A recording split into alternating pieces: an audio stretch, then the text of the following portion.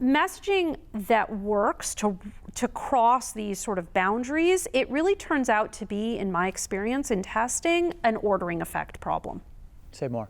So the traditional progressive message, and it's really built of sort of labor organizing and a Saul Alinsky model, is what I call AHA, right? Anger, hope, action. And for anyone who's been trained in organizing, they recognize this, right?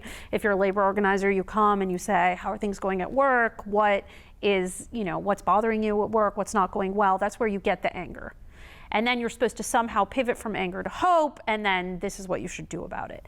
That framework became the basis of all progressive messaging, right? So in reproductive rights, it's, there's a war on women, so we need to do X, right? In the environmental movement, the climate is screwed, so we should do X, The subject line of every alarmist email you get from the progressive organization, you're on the email Which list. is every email, Yeah, right? Exactly. So you're supposed to, that's the messaging structure of sort of every message, and I'm being reductionist, but not by much. Yep.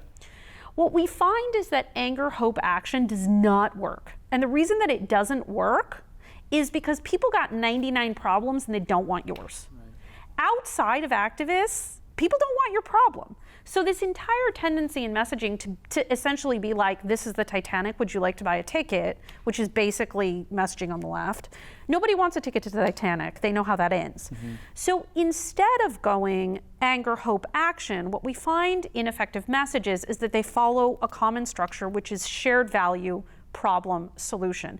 And this is the way we actually bridge that, which doesn't need to be an either or, between race and class, between the interests of the so-called white working class and the Obama coalition. And so what that means is, for example, in an immigration message, let's say, where we're specifically talking about immigrant rights and a roadmap to citizenship for the 11 or 12 million, depending on whose math it is, folks here without documentation, a message that begins, immigrants move here to contribute to our culture and community, is violating that principle.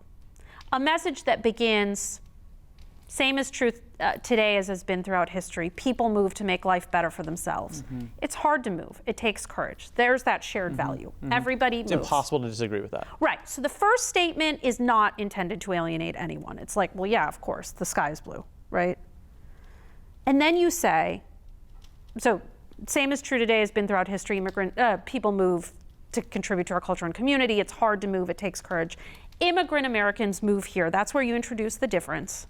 So it's about where the introduction of the different category that you're specifically speaking about, whether that be low-wage workers, whether that be women, whether that be immigrants, whether that be refugees and people seeking asylum, it comes after the declaration of a shared value. Got it.